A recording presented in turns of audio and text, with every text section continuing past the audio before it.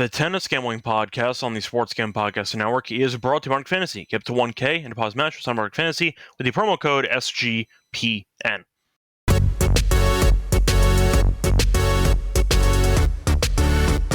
And welcome, everybody, to the Tennis Gambling Podcast here on the Sports Gambling Podcast Network. It is currently Sunday night, July 20th, around 9:20 p.m. Eastern Time. I'm Rosso Reichel, once again going solo for this pod. Officially back after about a week off. I was in Florida. Unfortunately, I was planning on recording a couple episodes in the last few days, but the hotel Wi-Fi was not good enough, so instead I had to pull the plug on that. Instead, we're just going to simply wait it out for the start of the next week and the start of the next few tournaments. So here we are, officially back in New York, and we officially have good Wi-Fi again. So I'm here to break down the three events taking place this week in Kitzbuhel, Umag, and in DC. So before we get into the actual breakdown of the three events taking place over the next week, a reminder, don't forget to hit the like button, subscribe on YouTube, and a reminder, you also leave a rating and a review on Spotify or Apple. So podcast available on either YouTube for the video component, or you can find the audio only on Spotify or Apple. Points of the podcast still available in a couple of different ways. So check it out however you prefer it. And a reminder, you can always leave some actual feedback with a like and subscribe on YouTube and leaving a rating and a review on Spotify and Apple. Plus, a reminder, check out the merch store on the SGPN website. We have a lot of great tennis stuff. We have shirts, sweatshirts, and mugs. High quality, very affordable. Recommend getting yourself something there. Plus, a reminder, you'd always check out the SGPN app, free to download, and we also have all of our picks and podcasts there, absolutely free. So check out the free SGPN app on the app stores to get all of the SGPN picks and props. Now, a reminder that you could always, hopefully, once again, enjoy the outright picks as well for the tournaments and the actual match previews for the other rounds. But either way, we're here to once again break down some events. So we're going to break down the actual quarters that we have for Kitzbuhel. That's all we got. Unfortunately, I didn't see quarter odds on any other event, but we're going to break down Kitzbuhel for quarters, etc. Then we'll get into the outrights for Umag and the outrights for DC, but I only have quarters for Kitzbuhel, so keep that in mind. Now, for the actual recap of what happened last week, starting off with the recap of the lock and dog from the preview episode last time out, we ended up sweeping, as we ended up winning the 2 3-set marathons that we actually had action in. We had Elias Emer on the money line at minus 140 in the lock section, as that won at minus 140. Once again, it was not exactly the most sweat-free win, but it felt like he was in control in the entire third set. Boyer kind of fell apart, and Emer did win in 3. For the dog, nice win as we had Sarundalo money line at plus 125 against Struff. Went to 3 sets. Serrano got the job done and eventually was able to make it all the way to the final before losing to Bublik, but still, point is Sarundalo got the job done for us. A nice lock and dog sweep in a collection of 3-set matches. So either way, hopefully we end up sweeping once again here in this episode for the preview of the matches as well for Kitzbuhel, Umag, and for DC. Now, for the actual fast forward button to get into the ending of those events last week, a couple of interesting winners. You saw Shapo win in Los Cabos, saw Darderi win in Bustad, and you saw Bublik win in Gustad. Bublik looked great the entire week. He only dropped 1 set, which was in the final, to Sarundalo. Felt like he was never really, I would say he was never really in serious trouble throughout the entire actual event. Bublik only dropped 1 set. He was serving extremely well, and then eventually when Sarundalo did end up winning a set, Bublik was able to just respond and win the third set. So I felt like once again Bublik was in control. Decent favorite for the final as well and got the job done there in straight sets. Darderi was a bit more interesting, but either way, point is he ended up having a nice first set comeback there against De Jong. Trailed 3-0, won the first set, eventually lost second set, but then won the third one easily as he eventually did win another title this year, his second on clay in 2025, including Marrakech. So a nice win there for Darderi. And then for the actual Shapo win, he looked great, simply put. You're looking at Shapo, who was really controlled the entire tournament, and he ended up having a pretty easy draw by the end of it because you ended up seeing Kovacevic, who ended up beating Rublev. So you got the main guy out, and once that happened, Shapo kind of coasted the finish line. But either way, the only match that ended in straight sets on Sunday was the Shapo match. The other two went to 3. But nice job by Shapo, Darderi, and Bublik winning titles. And once again, to get into a bit more detail for the recap, felt like for the sake of the show, it felt like we had a chance to actually have a great week. I know that we ended up sweeping the lock and dog picks of the last episode. Could have been a monster episode because we had a couple of serious long shots who made it into the final, as we ended up having De Jong at around 20-1, who made it to the final in Bastad, and then we also had Kovacevic at 25-1, who made the final in Los Cabos. So if either one of them wins, that's a massive outright score for us. Both of them win, of course, that's just an all-time week. Instead, we got none, as both those guys lost. Kovacevic really didn't have a chance. Chapo jumped him early and often, and the match was over pretty quickly. De Jong really punted away that first set. He was up 3-0. Then he eventually lost 6 of the last 7 games. That one was a bit more frustrating, but the point is we had a couple of long shots who made it to the finale on Sunday, and unfortunately, both of our guys fell short. So that's a bit unlike, I don't want to say unlucky.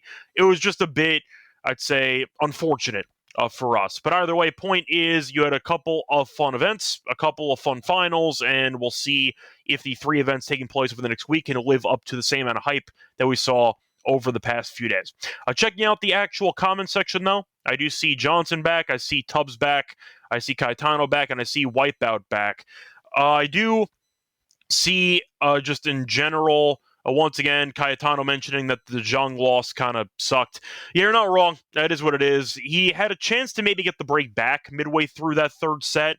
He had a low 30 game, and then he immediately just did not convert. So that was pretty unfortunate. But either way, no regrets on the reads. I know we didn't win any of the outrights, but we had 2 long shots into the final.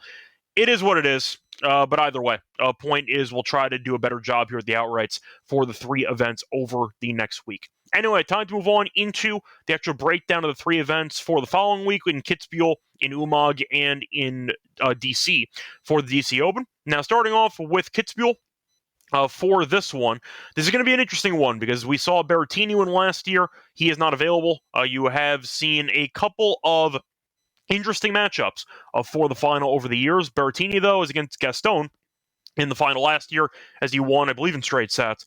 Baez beat Team in straight sets as well, I believe. You saw Gut beat Misolic, and you saw Ruud beat Martinez. Now, for the actual event itself, the field this year is pretty, I don't want to say it's weak, but I would say that it's pretty interesting because it feels like you have one guy who's in great form. The rest are kind of up for grabs, and we'll go from there. So, for starters, mentioned in the odds for the first quarter, we do have quarter odds for the event. We have Bublik, who is off a title. We'll see if he shows up for this event. He might. It wouldn't actually shock me if he did.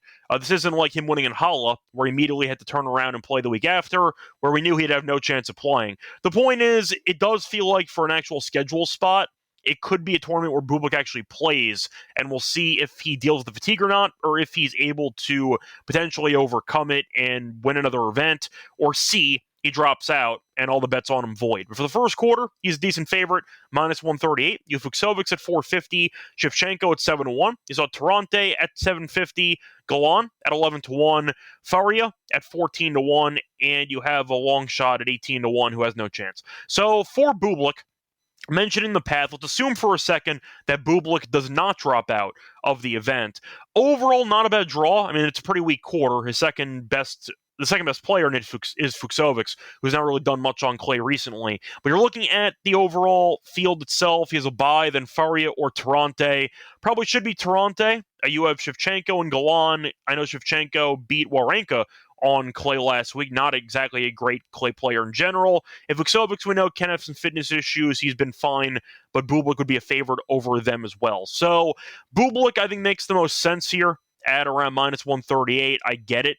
The argument is you're looking at a guy who's in great form, a guy who I do think can be very, very dangerous to deal with. And the fact is, when the server's on, it can be very tough to break him. And we saw that all week in the last event that he was in Gstaad.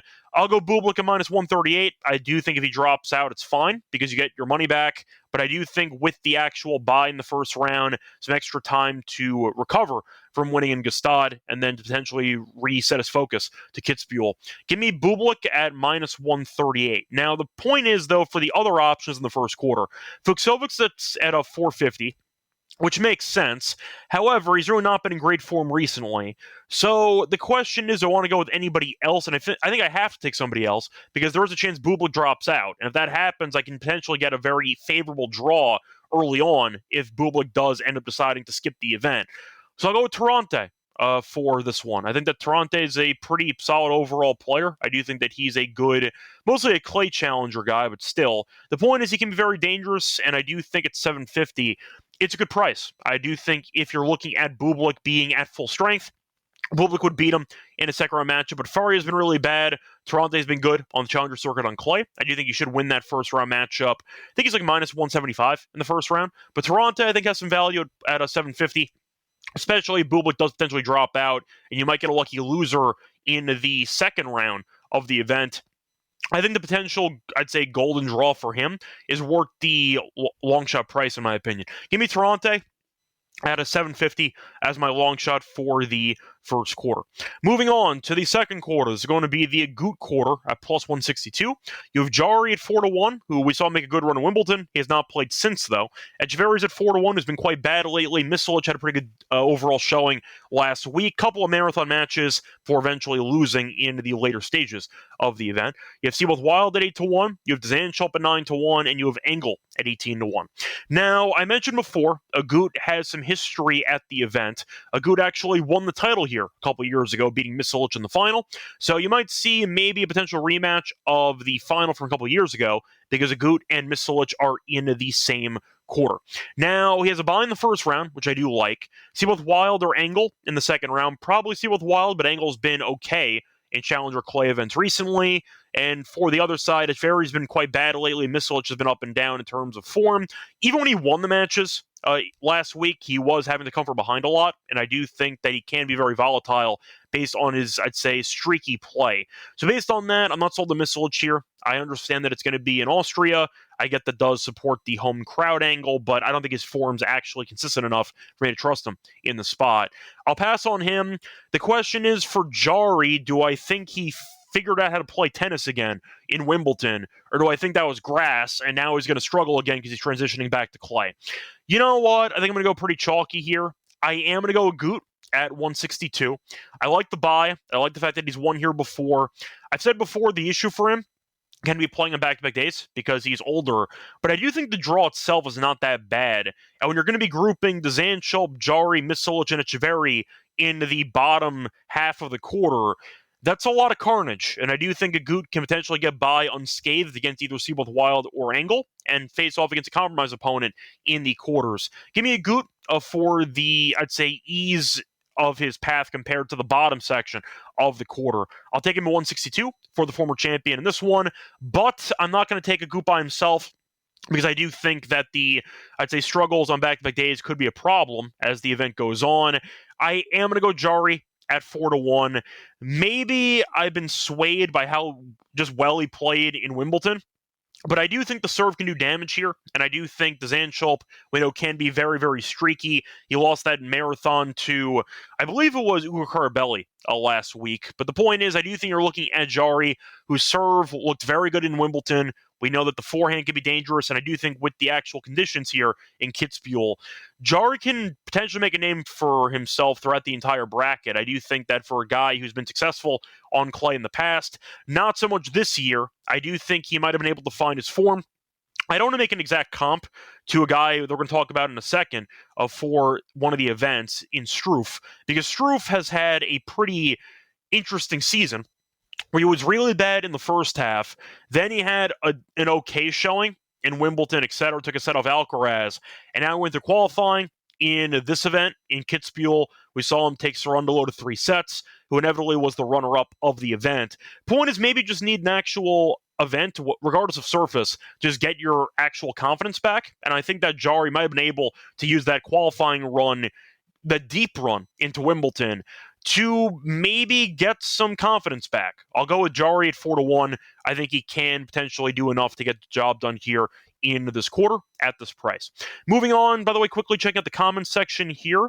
I see Sashi stopping by, looking at everybody else here. Thinking about the Jari Redemption Tournament, you're not, because Sashi, I just said the same thing. So we're on the same page apparently here. Dzanchop can be annoying. And I know that he tends to get up for, I'd say, big matches. We saw against Alcaraz, etc. He's still not a guy I trust. And on clay, I think he's fine.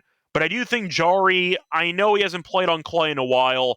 That serve can be very difficult to return. Dzanchulp has a lot of unforced error issues. Similar to Jari, I think he's the better player compared to Dzanchulp, so I don't mind him getting past the first round and going from that point forward. But Sasha's mentioning 4-1. I agree. And the serve can go well at altitude, and I do think he can perform well here. So I'm going to go with Jari as my second choice for this quarter. Adam, this is going to be the Kitzbuhel event in Austria, so that's going to be the event we talk about first. Then we have Umag, then we have DC, which is the only hardcourt event of the week. Anyway, time to move on into the third quarter here. This one could be arguably the most open quarter in the entire event because you have Comesaña as the favorite at plus 175. You have Martinez at 260, Offner at 3-1, Struff at 7-1. You have Kaza at 8-1 off a very good run last week. Did lose to Bublik in the semis in Gstaad. No shame in that. Bublik was destroying everybody. But Kaza made a good run. We'll see if he turns around, I'd say physically, and it'll look sharp once again here in Kitzbühel. Booz, though, similar story, who made a very good run last week. Now he's back. We'll see if he has anything left in the tank. And Boyer, who I faded in the last episode because he's really bad on clay this season, and he's at plus 2,000. So Comesaña's a guy I like. However, the problem is he's never won an ATP title before, and he's plus 175 to win the quarter. So he's getting a lot of respect here, which I understand. The draw itself is favorable. Now, Boyer is in the first round, who I just roasted a second ago, who's not been good on clay for the entire season. Kaza and Booz got special exemptions, but they both played a decent amount of tennis last week. We'll see if fatigue plays a factor. So Comesaña actually like the immediate draw for, and I think that 175 sounds a bit right to me. I understand that he's a guy who has still not proven much per se on his actual ATP resume. But I do think for the draw itself, it's favorable. I think Boyer's going to lose to him in the first round. Kaza or Booz might kill each other. And you might see once again Comesaña get a potentially fatigued opponent in the second round. Martinez, though, is the seeded player with the bye in the section. I don't know if he's healthy. He was supposed to play last week after the injury we saw in Wimbledon where he couldn't serve against Sinner, and he skipped it. So I don't know if Martinez can actually play in the event. And if that ends up resulting in him missing a potential tournament here, there's no value in Martinez. I think even if he plays, I question how healthy he's going to be. The draws are not that great either. I'll mention that in a second. But I'm going to skip, once again, Martinez. I'm going to skip him entirely in the section. So I'll go with Comesaña at plus 175. But I am going to take a spin with a guy who actually went through qualifying and a guy who actually gave Sarundel a run for his money in the event last week. I am going to go with Struff at 7-1. Same reasons why I like Jari in the event. Altitude, good server, and the fact is he did actually look pretty good for decent portions of that Sarundel matchup. Unfortunately, though, he fell apart a couple of times on big points, but still, I think 7-1 is a good price. Struff has a decent matchup in the first round, not exactly great, as Offner beat him in the French Open this year. But Offner's been a pretty, I'd say, volatile guy in his career. Struff maybe gets revenge here in altitude. Think he'll look sharp because he's been playing better tennis over the last few weeks. But the point is, if Martinez does drop out, that's a really golden opportunity for Struff or Offner to get by into the quarterfinals. So looking at the actual price differential, I think the price is too good on Struff to pass up on. By comparison, Offner is 3-1, and I can get 7-1 on Struff. So even if you like Offner, that price feels too cheap. I think Struff should be closer to 5-1 in my opinion. So instead, give me Struff at 7-1 as my second choice for the third quarter in Kitzbühel. Moving on to the final quarter, this is the Baez quarter at minus 110. For the other options, you have Hanfmann at 5-1. You have Gaston at 550. You have Rinderknecht at 6-1. You have Gombos at 11-1. Bagnes at 11-1. And Neumeier at 16-1. Now, Baez, we know when he's on, is very good on clay. The problem is he's been god-awful for months, and we saw that happen last event, as he probably should have lost his first match. He won, and then Darderi killed him in the second matchup, and right to winning the title. So you'd argue that the Baez loss aged well, because Darderi won the event. However, he was not close. He got bageled in the first set, and it looked like it was going to be a very ugly match early on, and it was. So the question is, do I think Baez ends up bouncing back? A reminder, Baez has been successful here in the past. Baez is actually a former champion, as he beat Thiem here a couple years ago in the final. So I do think for the actual path itself, Baez has a very favorable draw, has a bye, then Hanfman or Neumeier. Probably Hanfman, but who knows, winter qualifying. And you have Rinderknech, Bagnes, Gaston, and Gambas on the other end. So I do think Baez, despite not being trustworthy for the entire event, I think minus 110 makes sense. I'll take it for the actual, I'd say, path itself. I'll go with him to win the quarter. But I'm going to go with a long shot to pair with him because I don't trust Baez at all. Instead, give me Bagnes at 11-1. We saw him make a clay final, I believe it was last year, and I do think that Bagnes on clay in general is good. He's a crafty lefty, and the fact is he is a clay specialist. And I do think with him going through qualifying, he can make some noise, potentially, in this event. The path's not bad. The Rinderknech has been underwhelming on clay this year. And you're looking at Bagnes, who looked good, not dropping a set in qualifying. I think there's some value on a long shot in this quarter. If Baez loses, the quarter blows up. So I think you're looking at what could be a good opportunity to take a long shot. Gaston makes some sense. I don't trust him mentally to put his best foot forward in a match-in, match-out basis. And I do think that Bagnes is actually kind of live against Rinderknech in the first round. Give me Bagnes at 11-1 as my long shot here for the fourth quarter in Kitzbuhel. Time to move on to the actual outrights to win the event. Starting off with the odds to once again be the favorite here, you have Bublik at plus 275. You have Baez at 5-1, which is a price I can't take, by the way, because he just has not been good enough. So I can handle Baez to win the quarter. I can't take 5-1 on a guy who's been that bad recently to win the event. If he wins, would I be shocked? No, because when Baez is on point, he's a good player. But I do think that 5-1 is too cheap. You have Agut at 7-1. You have Martinez at 8-1, which is very cheap for a guy off an injury. You have Comasagna at 8-1, Echeverry at 14-1, Misolic at 16-1, Jari at 18-1, Offner at 20-1. You have Fuchsovics at 20-1, Struff 20-1, Bagnes 20-1, which is a crazy price by DraftKings, by the way. I'll get to that in a second. Hanfman is at 25-1. Gaston is at 30-1. Kaza 30-1. Shevchenko 30-1. Seabold Wild 40-1. You kind of get the point. So for the favorites, I do think Bublik makes sense.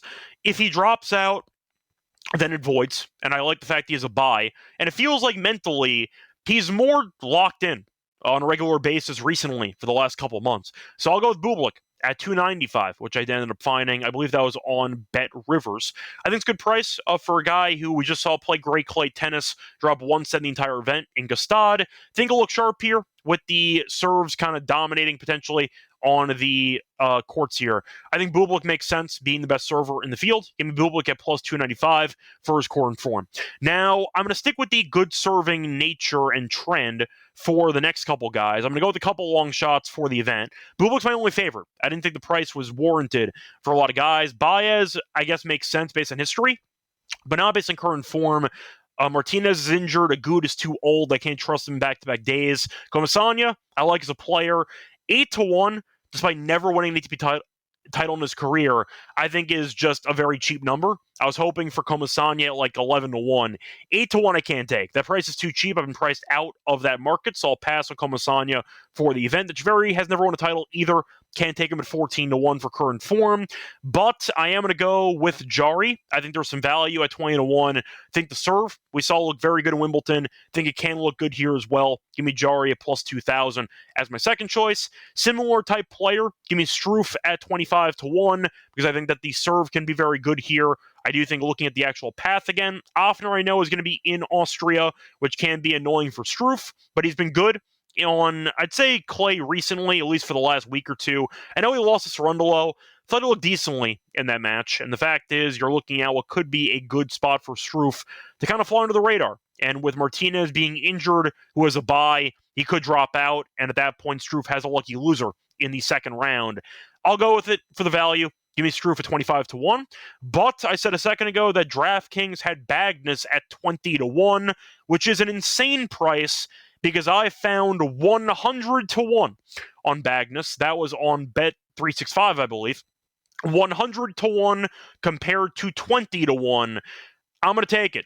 If you want to give me a guy who made a clay final last year, I do think there's some value on Bagnes. Yes, I understand he's not exactly a big server, but he went through qualifying. He looked good. I think the path itself is fine. Rinderknech is a guy who I've not really been high on clay this season. I do think that Bagnes will actually beat Rinderknech in the only head-to-head clay meeting. 100-1? Sure.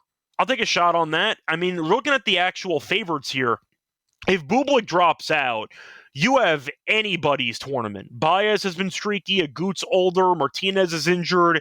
It could just be a full free-for-all. And at that point, give me 100 to 1. He's the same price as Boyer on DraftKings, which is an insane price in general, but on Bagnus, who's objectively speaking a pretty crafty veteran clay player who's been here before. Give me Bagnus at around, once again, 100 to 1. I think it's a good price. As my super long shot for the event, I like him to win the quarter at 11 to 1. I'll complete the long shot Hail Mary dart throw. Give me Bagnus at 100 to 1 as my super long shot for the event. I see Sashi mentioned in the buy has been in really bad form. I really can't. Hoffman's a guy who I thought about as well. The problem is I might have told myself mentally that I don't really see Hoffman ever winning an ATP title. I don't think he's good enough. Now, this is the type of draw that would work well for him. So I can understand if you want to take the opportunity to potentially consider Hoffman. I'm going to pass, but I get where your head's at, Sashi. I'm just not going to pick him, but if you end up going for him, rooting for you. But anyway, to recap the actual quarters and the outright picks for Kitzbuhel, the quarter picks. First quarter, we're going to go with Bublik at minus 138, and we're going to go with Tarante at 750. Second quarter, we're going to go with the Agut at 162, and we're going to go with Jari at 4 to 1. For the third quarter, we're going to go with Comasanya at 175, and we'll go with Struff at 7 to 1. For the fourth quarter, we're going to go with Baez at minus 110, and we're going to go with Bagnus at 11 to 1. And for the outrights to win the event, Bublik at 295. We'll throw that in as well. Jari at 20 to 1. We have Struff at 25 to 1. And we also have Bagnus at 100 to 1. So that's going to wrap it up for the actual outrights. For Kitzbuhel, time to move on into the preview of Umag. Before we get into Umag, though, reminder, brought to you by our sponsor, which is Circa Million Circuit Survivor, because they're still hosting the football contest for the upcoming season. $20 million guaranteed prizes. No rake. So the entries go above the guarantee. All the extra money will go to the prize pool. Circa Million, pick 5 times ATS each week, or go for the ultimate Swen Circuit Survivor. Also, Circa Rendismo, a 100K Circa contest, so keep that in mind. Register in person at Circa Sportsbook in Nevada. And when you sign up, you can play from anywhere with the help of SGPN's official proxy. Go to footballcontest.com. Use code SGP to get $50 off your proxy fees. We're also brought to you by Mubadala Citi because they're available in a ton of locations. Use them to bet on baseball, bet on WNBA, bet on golf, bet on football futures, and tennis, of course. Also, you can use it with crypto, fast payouts, deposit something, though. For an account, use code SGPN to get a special 100% doesn't match up to 1K. Terms and conditions apply. My Mubadala promo code SGPN. Welcome back, everyone, to the Tennis Game Podcast. Went for the outrights in Kitzbuhel. Time to move on to Umag. A reminder, we have no quarter odds for the next two events, so it should take less time to break down these tournaments. Now, for Umag, for the history, it was a phenomenal final last year. Heartbreaker for us because we had Musetti winning, and he lost in the final to Cerundolo, but a very, very solid match, if you remember it. Went to a final set breaker, and Cerundolo outlasted him. Now, Papiron ended up beating Wawrinka in the final the year prior. Sinner beat Alcaraz the year before that, and Alcaraz beat Gasquet the year before that. So what you're looking at for Umag, some firepower tends to win here. Now, you don't necessarily need the best serve, but you're looking at Cerundolo, Musetti, Wawrinka, Papiron, Sinner, and Alcaraz, of course. Decent amount of firepower on the wings. So I do think having some firepower can bode well for some players in the event. Now, for the outrights to actually win the event, it could be, I'd say, viewed as an open event because you have Cerundolo here to defend his title at 350, but we know that based on his actual form this season, he's been a short favorite or one of the favorites recently, and he's really never come through this entire season, so I can't take him. I think that 350 is too cheap. I get that he's defending champion. I get that he's a very solid player when he's in form. I can't trust him. I'll pass on him there at plus 350.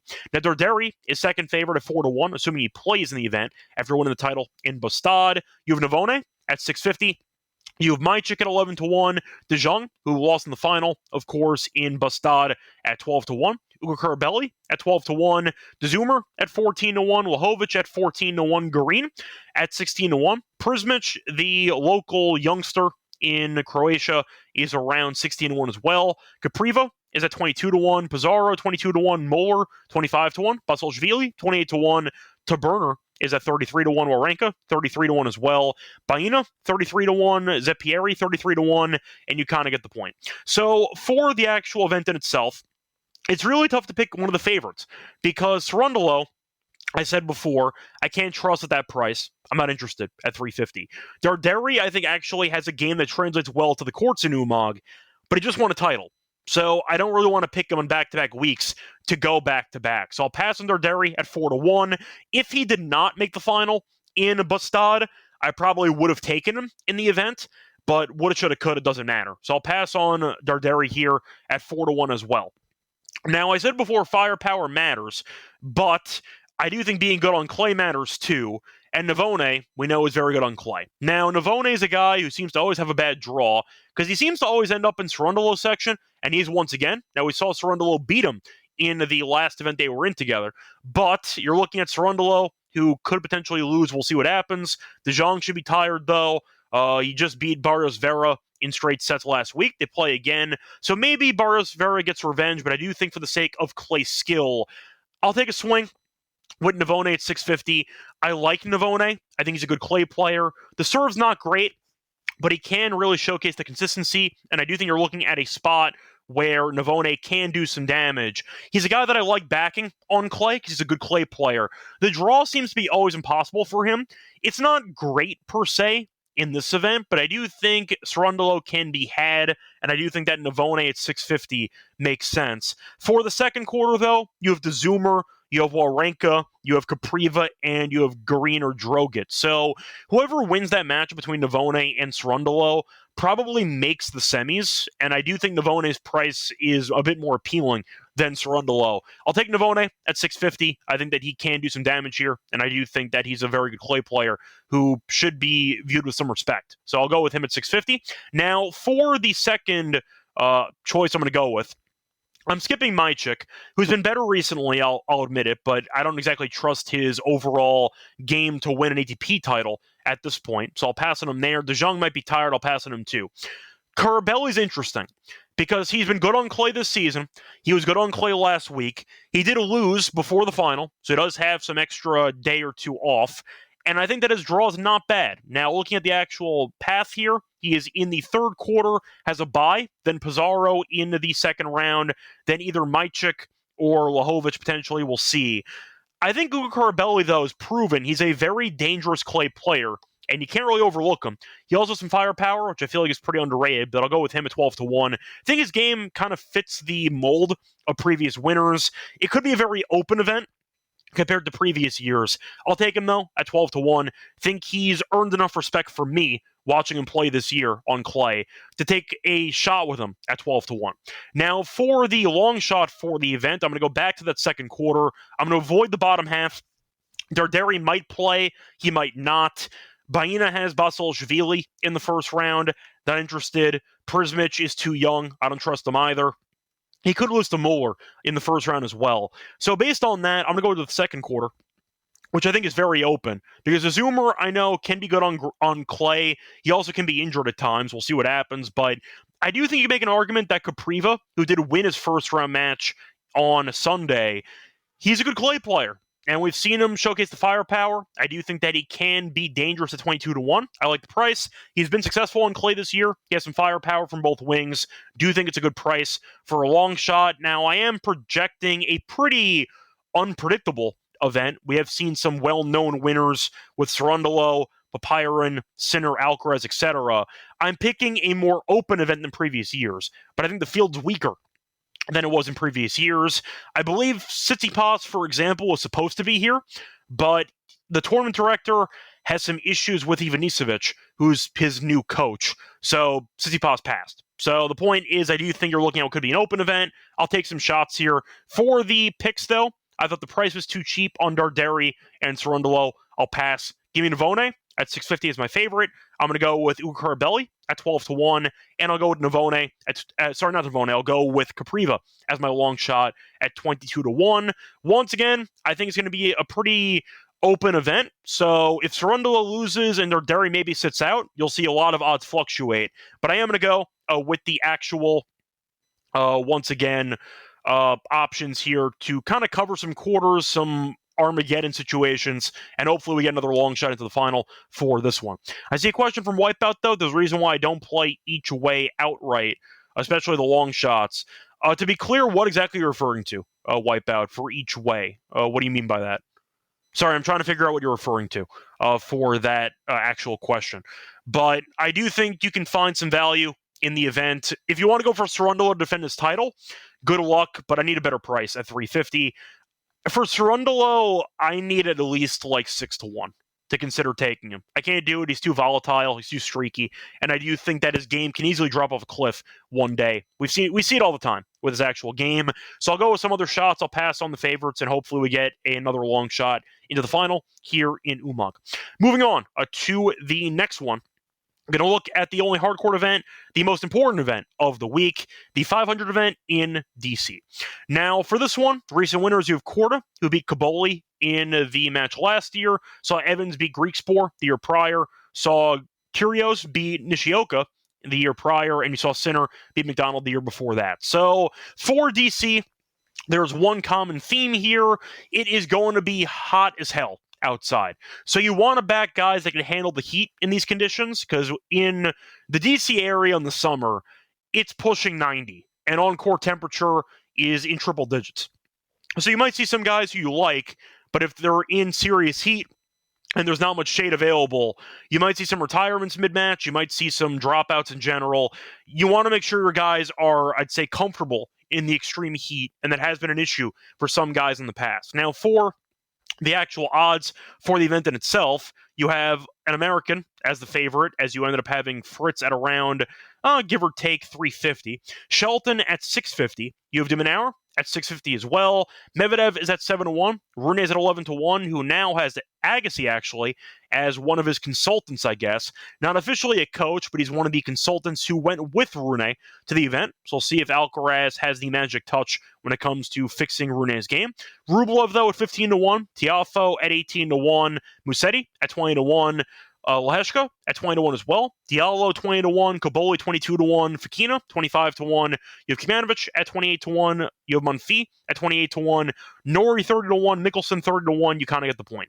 So if you want to throw in some long shots, though, you have Papiron at 40-1. Sonego at 50-1. If you want to go Nakashima, 50-1 as well. You kind of get the point. So for starters, do I think Fritz should be the favorite in the event? Yes. Do I think he should be 350? Maybe it sounds a bit cheap, but I get it. I think Fritz is still a good player. I think he's the best player in the field, and he's good on hard court. Of course, he made the U.S. Open final last year. I get it. I think Fritz makes sense as the favorite. For the actual draw in itself, it's not bad. By then Pericard or Vukic. Reminder, he beat Pericard in 5 sets in Wimbledon. Pericard's been a mess recently, so I think that Fritz should beat him. He has not played a single match since Wimbledon, so we'll see if Pericard's able to make the adjustment to hard court. It's easier for him than others because he has a bomb serve, and that's basically it. But I think Fritz should get by a Pericard or Vukic in that second round. Sonego can be tricky, though. I do think Fritz should win that one, but I do think for the other quarter, or for the other guys in the quarter, Rublev I'm not interested in. I do think that he's just not trustworthy enough. We saw him break down again mentally against Kovacevic in the semis of Los Cabos. I'll pass on Rublev, I'm not interested for the price. And Fekina, I don't know what the hell that was in Los Cabos. He got destroyed, and he no-showed the entire tournament. So I don't know what to expect from Fekina either, but I do think the winner of the Fritz and Sonego match should win that quarter, so keep that in mind. I will go with Fritz at 4-1. I do think at the end of the day, his serve plays well on these courts, and you're looking at a guy who's very good on hard court, a guy who actually does well in the heat compared to what you might think for most Americans at least. Fritz, though, I think has the game and the overall stamina to make a decent run here in DC. So I'll go with Fritz, my first choice here at plus 400. Now for the other options, Shelton, do I trust enough? I'm going to say no. I did not like his draw. Has a bye, then McDonald or qualifier. McDonald made the final a couple years ago. Same immediate section as Diallo, a potential matchup there in the third round. Diallo's good. I think that could be a potential upset match for Shelton. They're in the same quarter as well as Kaboli and Tiafoe. Shelton's quarter is pretty tricky, actually. I don't see that being a straightforward path for Shelton.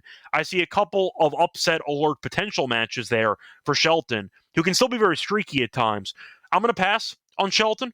I don't see any value for that quarter at 650. I'll pass on him there.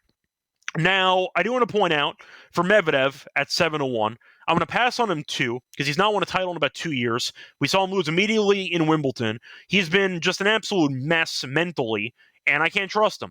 And for his actual path, it's not bad. He has Opelka, who actually beat him on grass a couple months ago. But Medvedev has a bye, then Opelka or qualifier, same immediate, I'd say, section as Papirin, same section as Rune, and Mickelson as well. I think Medvedev would beat Mickelson, but if Rune's in form, maybe Medvedev loses to him.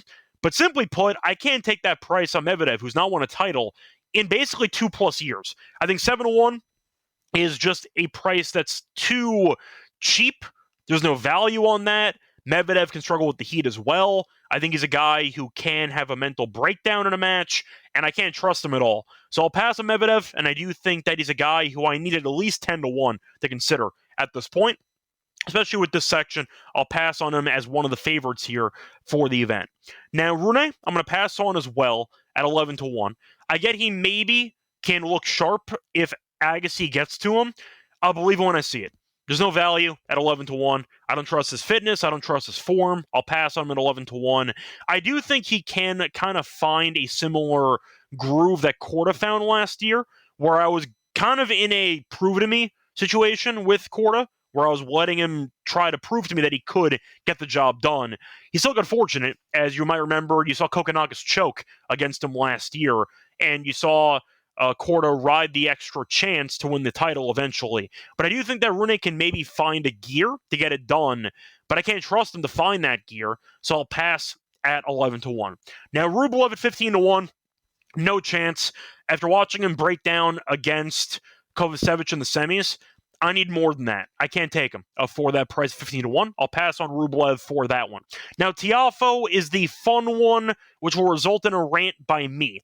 Tiafoe, this is the event that he gets hyped up for every year, according to people that preview the event, that gamble on, etc.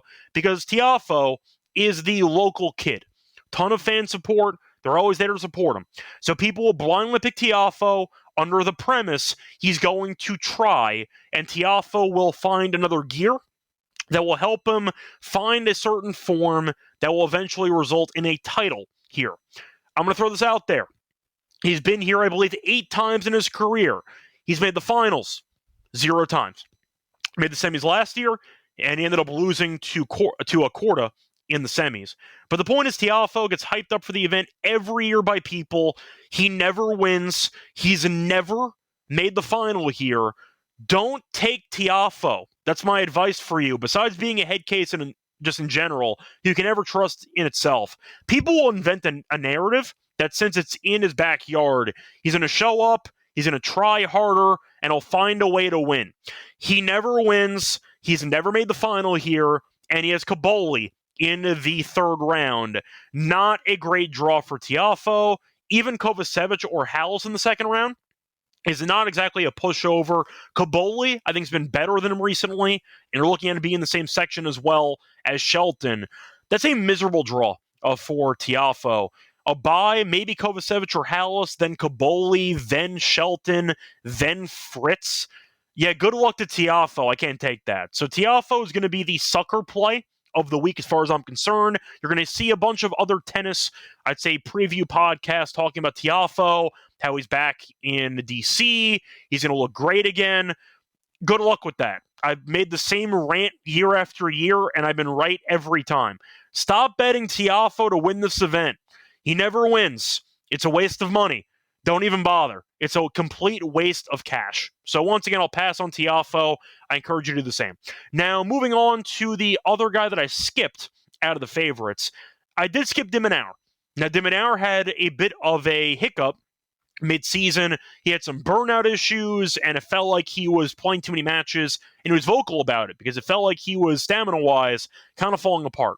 Made a decent run in Wimbledon, and I do think that he's a guy who can play well on the courts here. 8-1 I like. I found an 8-1. I'll go with it. Now, his actual draw is really not that bad. Unlike Tiafoe, who has a hell draw in his quarter, it's really not bad for de Minaur, who's in the fourth quarter of the event. Now, this is a Musetti quarter, which is a quarter you want to target, because Musetti, we know, is a clay guy first. He's not a great hardcore player. You might be surprised that he's playing in DC compared to the clay events in Kitzbuhel and compared to Umag. There's more money because it's a 500. So that's why Musetti's here. He's not a great hardcore player. I see an opportunity. He's also not played for a while. I do think that he can be had early. I think Nori, in theory, could beat him in the second round. I think that Nakashima could beat him as well. So you might see a potentially open quarter here in the fourth quarter. And I like the Diminauer draw a lot. He has a bye, then Gofen or Bu. We saw Bu choke away, what was it, like 5 match points in his second match in Los Cabos. Gofen has been playing on clay. We saw him lose to Cerundolo in 3 in Gstaad. I think that, once again, Diminauer can beat both guys easily. Now, Leheshka could be tricky, so I am going to point out Leheshka maybe ends up beating Diminauer, but he has Kekmanovic in the second round, which could be tricky as well. So Diminauer, I think, has a very easy path into the third round. I do think that his game translates well to the courts here in DC. And the fact is, he is Australian, so I know he can handle the heat when needed. 8-1, I like for a price. I do think his quarter is favorable. I think he's in a good spot. Give me Diminauer at 8-1 as my second choice. Now, I decided, just in case there's a bit of chaos, you saw Nishioka make a final here a couple years ago. Quarter was a decent price last year. You have seen a couple of guys actually make good runs. Evans was a serious long shot a couple years ago. Gaboli was a long shot last year, lost in the final. McDonald was a long shot a couple years ago as well. So you have seen maybe one Cinderella make the final. You know what? I'll go with a guy who I think has a pretty interesting draw. Does involve facing Fritz early on, but based on game and based on upside on skill level, I think Sonego is intriguing at around 66-1. I get the path is difficult. You could argue it's a donation. Sonego in Wimbledon looked pretty good. Did lose to Shelton. Again, lose to Shelton in Grand Slams every time. But I do think his game can result in a good long shot opportunity for this price. We took him last year in Winston-Salem. He won the title because we know his game, when he's on, is very dangerous. And I do think if you're looking at Sonego at this price, he's a guy whose talent suggests this price might be a bit too big, regardless of draw. Do I think he could beat Fritz? Sure. I think he could. Do I think he's going to? No. But I do think the second quarter is very, very, I'd say, cutthroat. And I do think that Sonego or Fritz, whoever wins that matchup, should win the quarter and should win the half, in my opinion. So give me Sonego at this massive price, my long shot. I wanted one long shot. I was interested in the other people. Kaboli, for example, I thought about a 22-1. But with that draw, I can't do it. And you're looking at what's a pretty favorable draw for Sonego before the Fritz matchup, a bye, then Arnaldi or Altmaier, two guys who've really not done much recently. I think Sonego has a pretty favorable path into the third round. If Fritz loses to Pericard, for example, suddenly you have a massive opportunity in that quarter. I'll go with Sonego as my serious long shot here, my only long shot at around 66-1. And that's going to wrap it up for my outright picks for DC. So once again, the outrights here for DC. The first choice is going to be on Fritz at around 4-1. For the second choice, give me Diminauer at around 8-1. For my final choice, give me the super long shot. Give me Sonego at around 66-1 to wrap up the outright portion of the show. Time to move on into the actual lock and dog picks for matches in the events. For into that, the reminder, they're brought to you by our sponsor, which is Arnold Fantasy, because they're doing Best Mania happening all summer long. Give away 15 million in prizes, including 2 million for first place. No waiver wire, no arguments about trades. Best balls, best way to play fantasy football. And a reminder, you can always use Underdog for Pick'em as well. When you sign up though for an account, use the code SGPN to get a special pick and first time offer up to 1K in bonus cash. A fantasy promo code SGPN. We're also brought to you by Rhythm, because they have a game-changing feature called Power Trends, the best of the best for what the house model has to offer. They are added to patterns where they'll give you the best actual props, and they have a high ROI. And a reminder, they're updated every day according to Rhythm, and you can always use it with their great hit rate so far. And with Power Trends, have a win rate of 63%, ROI of 4.5% of the past 400 bets. WNBA, though, has been great. Power Trends are 35-20 since launch, which is a great ROI of 20.7%. Download the app, check out Power Trends, start betting smarter, and you can also try it for free for a week. But if you have a trial, go to sportsgaming.com to get your 7-day free trial. Welcome back, everyone, to the Tennis Game Podcast. Finish going through the outrights for Kitzbuhel, Umag, and DC. Time to move on into the lock and dog picks. For the lock, I'm going to go actually with some deja vu to the last episode. We're going to go back to Boyer as he takes on Comasagna. Going to go with Comasagna to win in straight sets at minus 140. Now, Comasagna looked pretty good last week. Did make the quarters in Gstaad. We saw him beat Baena and Trungaliti in straight sets. He looked good. He's got firepower. I think his game translates well to the courts here. As for Boyer, like we did last episode, we faded him because he's been awful on clay recently. He had a frosty handshake there against Emer as well. So mentally, he might not be fully locked in right now, and it makes sense when you're looking at his numbers. He's lost 7 of his last 8 clay matches. He's 3-11 on clay this year. Comasagna, I don't trust to win the entire event for his price at around 8-1. But do I think he can win against a guy in bad form on clay in the first round in straight sets? Yes, I think he can. I think Comasagna gets the job done. Give me Comasagna in straight sets at minus 140 as my lock. For my dog, I'm going to go to the matchup between Bagnes and Rinderknech. I alluded to it before. I think Bagnes to win the event at 100-1.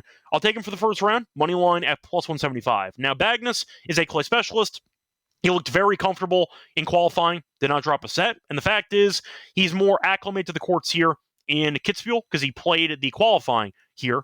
As for Rinderknech, I understand that he's been here in the past. He's been okay in the event in the past, but he had a good grass season for his usual standard. Besides that, though, he's really not done much on clay this season. He's only 5-9 on clay. So I do think even though the courts with the altitude, you could argue, benefit his actual game, we know Rinderknech does hit a ton of errors, and the fact is Bagnes has a pretty interesting, I'd say, style of play behind the baseline, a lot of looping, I'd say forehands, trying to keep the ball in play. I do think he can kind of rope-a-dope Rinderknech like we saw Cerundolo do to Struff last week. I think you're looking at Bagnes keeping the ball in play, forcing errors. I think Rinderknech mentally might implode over the course of this matchup. But a 5-9 guy on clay who's like minus $2, I think is a massive favorite, too big. And Bagnes beat him in the only clay meeting in their careers. Beat him in 2023. So the point is, I do think Bagnes has a game that can frustrate Rinderknech. He's done it before. And the fact is, Rinderknech is a guy who I'm not that high on in general. He was great on grass this year. Good for him. Now he's back to clay. I think that if the serve is not firing, he's going to have problems. And I do think that he's a guy who I think will struggle in the long rallies, keeping the ball in play. Bagnes, though, can be difficult. He's crafty. And I do think for this price, I'll take a swing here at 175. So once again, the plays for the lock and dog. The lock's going to be on Comasagna. Straight sets at minus 140 against Boyer. For the dog, give me Bagnes money line at plus 75 against Rinderknech. Going to wrap up for the show. We'll back once again for the quarters in Kitzbuhel and Umag. We're going to have to punt DC in the meantime because they play night matches. Takes too long for lines to come out, so we're probably going to have to pass on DC. Apologies there. Apologies again that we had no episodes for the quarters, semis, and the final for last week. The Wi-Fi was really, really bad. There was no chance I was going to be able to actually get a good episode in if it was going to lag the entire time. So apologies, but we're back now. Find me on Twitter as Radio. Good luck to all of you and all of your bets. Bye, everyone.